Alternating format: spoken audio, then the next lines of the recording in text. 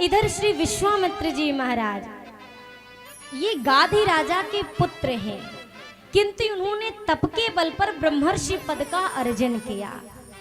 One में रहते हैं, जहां पर इनकी कुटिया है, जब जब वहां कोई धार्मिक यज्ञ आयोजन होता है तब तब मारीच सुबाहु ताटा उसमें विघ्न डाल देते हैं। विश्वामित्र जी ने विचार किया, हरि बिनु मरहि न निशिचर पापी, भगवान के सिवा अब दूसरा कोई नहीं है जो इनका वध करके हमें इस त्रास से मुक्ति दे सके और हमारे यज्ञ को सफल कर सके। ये विचार करके श्री विश्वामित्र जी महाराज चल पड़े हैं अयोध्या के लिए। सुना है अयोध्या में भगवान का प्राकट्य हुआ है, जाता हूँ अयोध्या, भगवान को लेकर आऊंगा, वही अब मेरे यज्ञ को पूर्ण करेंगे।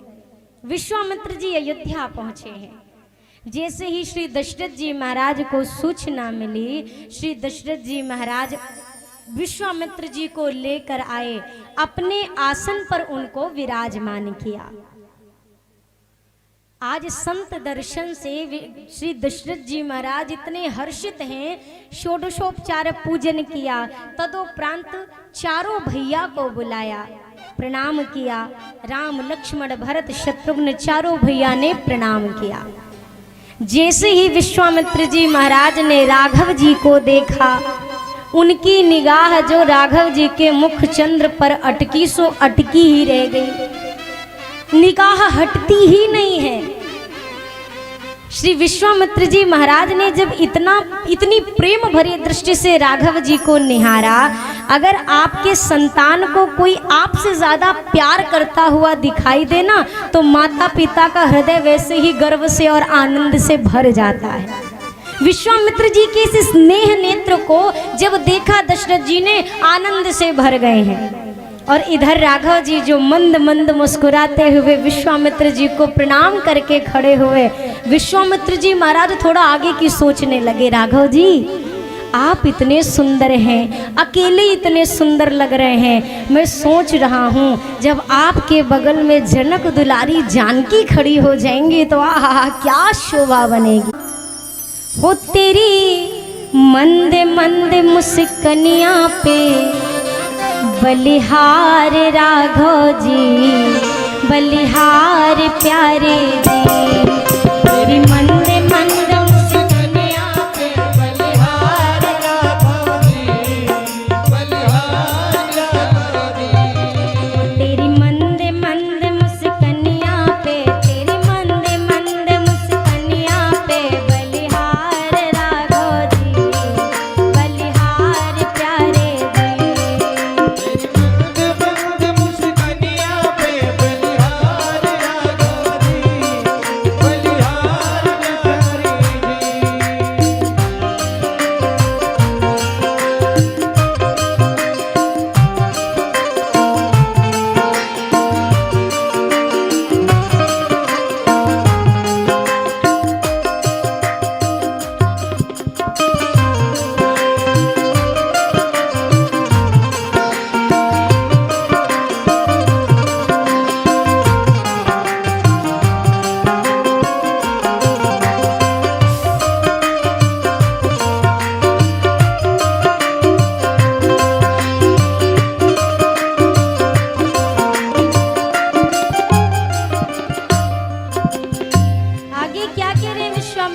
रघुनंदन की छवि को देखकर। वो तेरे बाल बड़े घुंघराले लगे बादल जैसे तारे, तेरे बाल बड़े घुंघराले लगे बादल जैसे तारे, वो तेरे बाल बड़े घुंघराले लगे बादल जैसे तारे, बाल बड़े घुंघराले लगे बादल जैसे तारे, वो तेरी नागिन सी अलकनिया, तेरी नागिन सी अलकनिया पे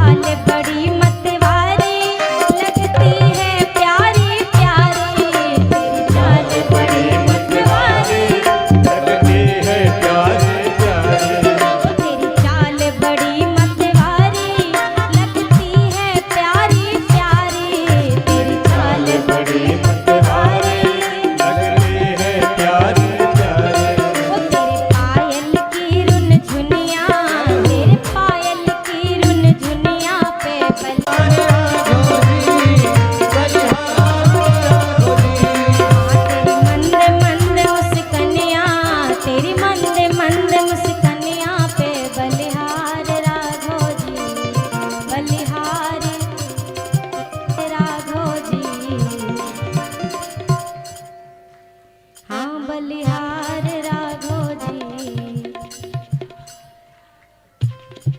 बलिहार राघव जी, बलिहार राघव जी।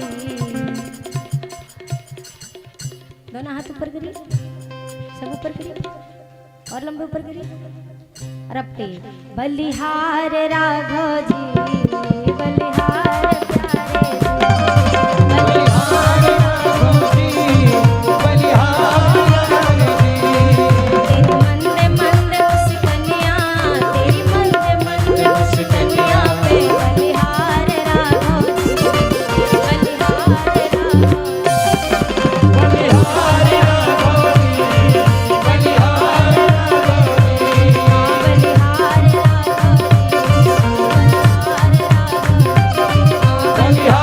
राघव जी, बलिहार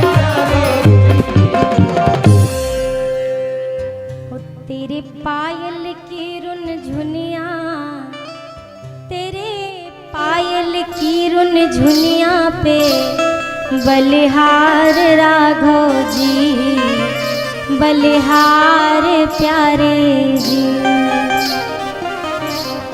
ठाकुर जी के दर्शन कर रहे विश्वामित्र जी, तब तक दशरथ जी बोल पड़े के ही कारण आगमन तुम्हारा, कहूँ सो करत न लावं वारा। मुनिवर, आपका आगमन कैसे हुआ? आप जरा आदेश करिए। आपके कहने में देर लग रही है, मेरे करने में देर नहीं लगेगी। दशरथ जी इतने आनंद में हैं, इतने प्रसन्न चित्त हैं, मानो वर्षा दे बैठे कि आपको वचन देता हूं मैं, आप जो कहेंगे हो जाएगा। मैं आपसे हाथ जोड़कर एक प्रार्थना करूं, जीवन के 3 सूत्र हमेशा याद रखिएगा। जब आप बहुत ज्यादा खुश हो, आनंद में हो, प्रसन्न हो, तो किसी से वादा मत करिएगा। आदमी जब बहुत खुश होता है ना तो कहते हैं अरे जान मांग लो, जान दे देंगे, और चूहे मारने की दवा पकड़ा दे लो, पी लो, अब दो जान। आनंद में रहिए, वचन मत दीजिए, सोचने समझने की शक्ति को अपने इस्तेमाल करिए। दुख में रहिए, कोई निर्णय मत लीजिए, दुख में कभी सही फैसला होने वाला। क्रोध में रहिए तो कभी उत्तर मत दीजिए, क्रोध में दिया गया जवाब कभी बात बनाता बिगाड़ता है। आनंद में वचन नहीं, दुख में निर्णय नहीं, और क्रोध में उत्तर नहीं। इधर दशरथ जी महाराज आनंद में हैं, कहु सो करत न लावं वारा। आदेश करिए। अब मुनिवर को लगा अब तो खुद आगे से बोल दिया है कि मांग लो, अब क्या समस्या है। अब कहा गुरुदेव ने, श्री विश्वामित्र जी ने, असुर समूह सतावहि मोहि, असुर समूह, इसलिए मैं जाचन आयऊ नृप तोहि, मैं जाचन आयऊ नृप तोहि, अनुज समेत देहु रघुनाथा, अनुज समेत देहु रघुनाथा, निशिचर वध में होब सनाथा, निशिचर वध में होब सनाथा। विश्वामित्र जी ने कहा, हे राजन, असुरों का समूह हमें बहुत त्रास दे रहा है, इसीलिए राजन मैं आज आपसे कुछ मांगने आया हूँ। आप अपने छोटे पुत्र के सहित अपने ज्येष्ठ पुत्र राम को मेरे साथ भेज दीजिए। ये वन में मेरे साथ चलेंगे, निशाचरों का वध करेंगे। और आगे की जो लाइन विश्वामित्र जी ने कही, आहा, निशिचर वध में होब सनाथा, निशाचरों का तो वध हो ही जाएगा, साथ ही राजन ये मुझे मिल जाएंगे तो मैं सनाथ हो जाऊंगा। आप समझिए, अनाथ किसको कहते हैं? आपकी दृष्टि में अनाथ की परिभाषा क्या है? जिसका कोई रिश्तेदार ना हो, माता पिता ना हो, कोई ना हो, वो अनाथ है। पर हमारे भक्ति की भाषा कुछ और है भैया। आपके सिर पे पूरे संसार का हाथ हो, पूरी दुनिया का हाथ हो, लेकिन अगर मेरे राघव जी का हाथ आपके सिर पे नहीं है तो आपसे बड़ा अनाथ कोई नहीं है।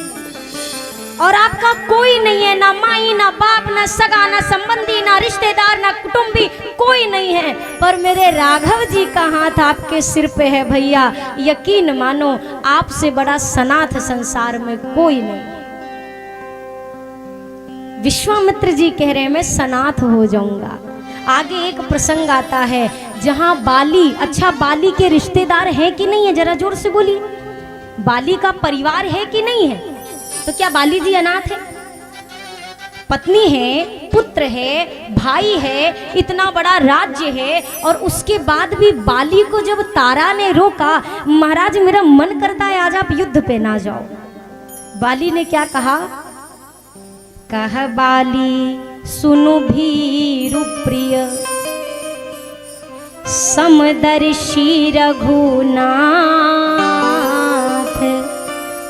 जो कदाचि मुहि मारी हैं, तो पुनि होब सनाथ। तारा ने कहा स्वामी मेरा मन नहीं कह रहा कि आज आप युद्ध के लिए जाओ, आप मत जाइए, वो बहुत बलशाली हैं। बाली ने दो बातें कही। तारा भीरु प्रिय यानी कि डरपोक प्रिया, तुम बहुत भय मान रही हो, भय मत करो। मैंने जहां तक जाना है राम जी समदर्शी हैं, यानी कि उनके लिए जितना प्रिय सुग्रीव है उतना ही मैं भी होऊंगा। वो ऐसा भेदभाव करने वाले नहीं हैं।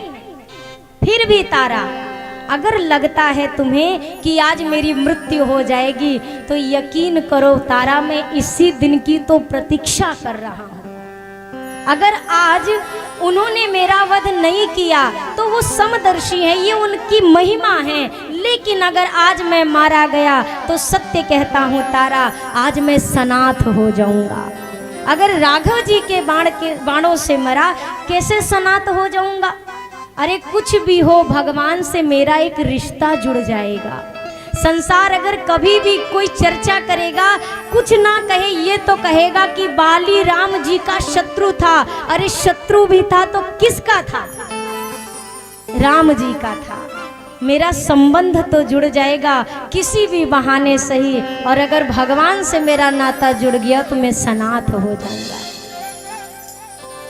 इनका रहते ना केहू अनाथ जग में, ओ जे कर नाथ रघुनाथ ऊ सनाथ जग में। आज आपको एक घटना बताऊं, प्रभु की जो बाल लीला के समय की घटना है। राघव जी कंदुक खेलने एक दिन गए सरयू मैया के किनारे। चारों भैया हैं, सारा सखाओं का समाज है। अब कंदुक खेलना है, दो टीम बट गई, कुछ को विपक्ष में रहना है, कुछ को पक्ष में रहना है। अब सभी जो भी हैं वो राघव जी के पक्ष में आना चाहते हैं। अब लोग सोचते हैं आपसे अगर कहूँ राम जी के विपक्ष में हो जाओ तो होंगे क्या? जितने अयोध्या के सखाए कहते हैं हम राम जी के विमुख नहीं होंगे, हम इन्हीं के साथ रहेंगे। लक्ष्मण भैया से कहा आप चले जाओ, बोला खेल हो चाहे बंद हो जाए हम राम जी के विपक्ष जाने वाले नहीं है, हम तो रहेंगे यहीं।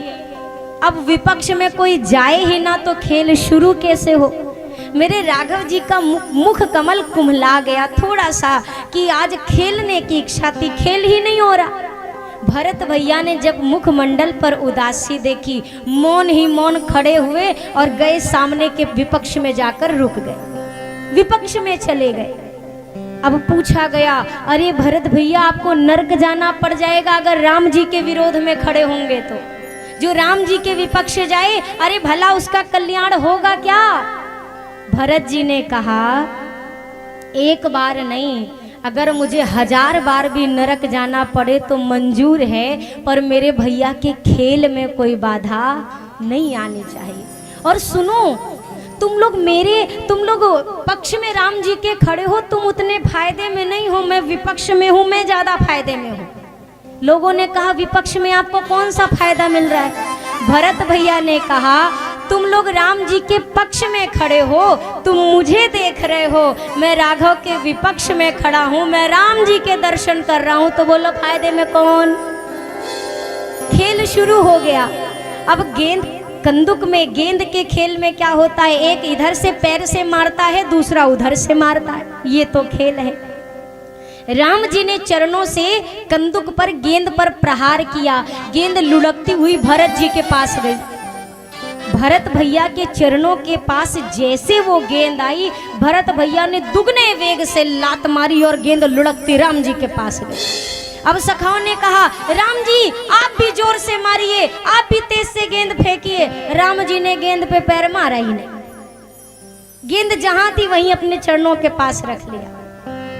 अब पूछा गया भरत जी से, आप तो कहाँ कहते थे कि आप भैया से प्रेम करते हैं, और जहाँ एक छोटे से खेल की भी बात आई तो हार स्वीकार नहीं, हार ना जाऊं इसी डर से इतनी जोर से गेंद को लात मारा आपने जीतने के लिए। भरत जी ने कहा ना ना, जीतना हारना तो मेरे दिमाग में भी नहीं था, तो लात क्यों मारी आपने इतनी तेज से? भरत जी ने कहा भैया ये अभागी गेंद राम जी का चरण छोड़कर मेरे पास आई थी, तो मैंने तो इस अभागे को इसकी सही जगह पे पहुंचाया कि ठाकुर जी के चरण के सिवा दूसरा कोई सहारा नहीं होता है।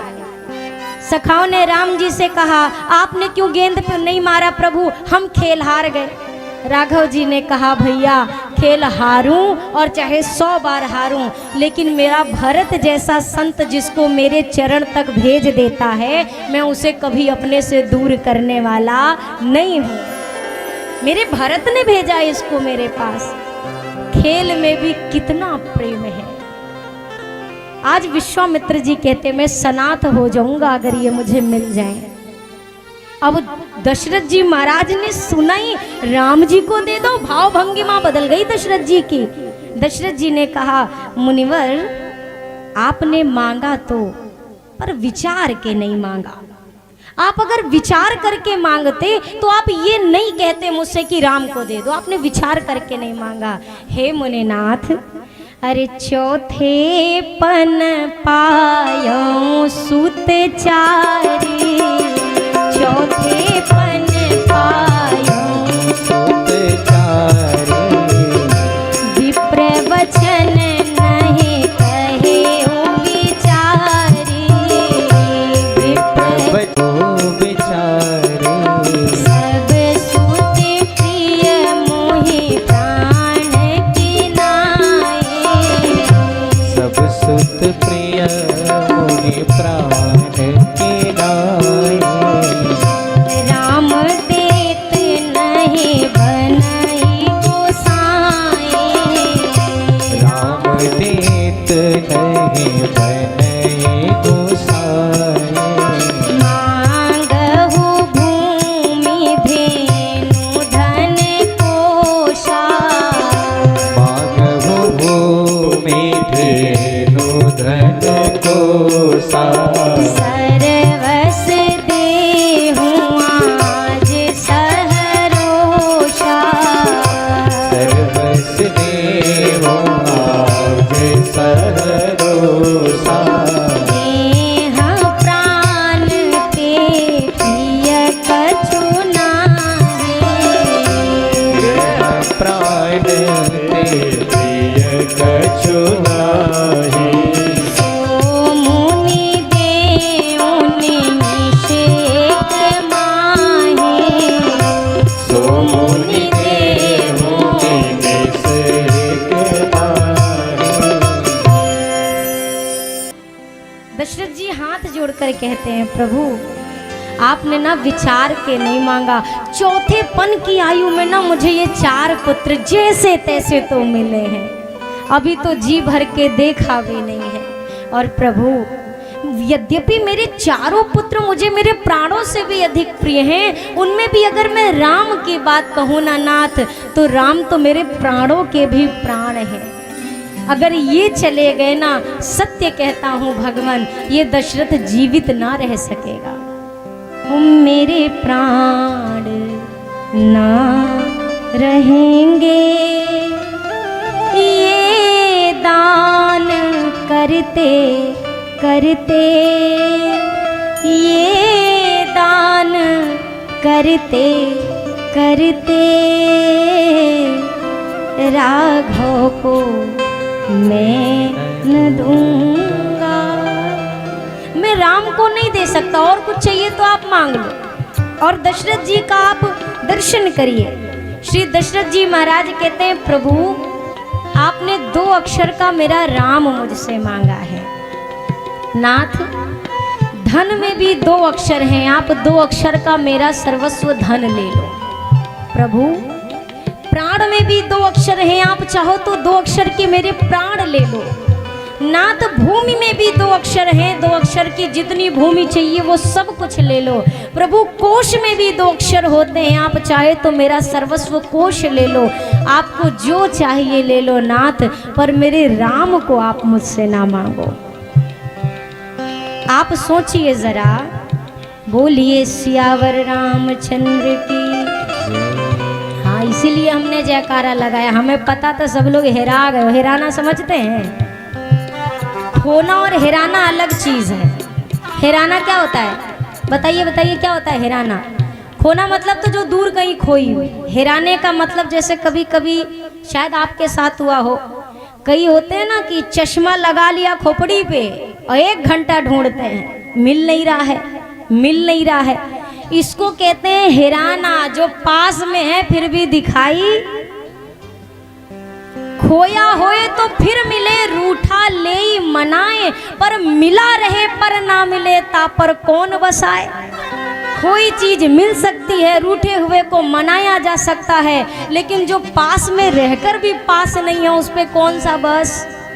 आप कथा में हैं, पर अभी आप कथा आप में नहीं जा रही थी, इसीलिए मैंने जयकारा बुलवाया। बोलिए सियावर रामचंद्र की, सियावर रामचंद्र की।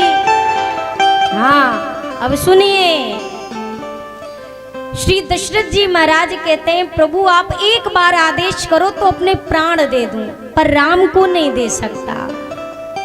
श्री दशरथ जी महाराज के ये वाक्य जब सुने, अच्छा आप एक बात बताइए, आप किसी के घर कुछ मांगने जाओ और सामने वाला कहे हाँ मांगो मांगो मांगो मांगो, जो चाहिए वो मांग लो, सब दे देंगे। और जैसे आप मांगो, सामने वाला कहे ये तो नहीं दे पाएंगे, तो आपको क्रोध आएगा, मतलब गुस्सा आएगा कि नहीं आएगा? आएगा ना, कि जब देना ही नहीं था तो काहे को बोला था मांगो मांगो। पर दशरथ जी महाराज के वचन सुनकर श्री विश्वामित्र जी महाराज के मन में लेश मात्र का क्रोध नहीं, वो अत्यंत हर्षित हो रहे हैं। दशरथ जी, अब मैं समझ गया कि भगवान आपके घर में क्यों आए, अब मैं इसका कारण समझ गया। जो इतना प्रेम राघव जी से कर ले तो फिर कैसे भगवान ना आए वहां पर।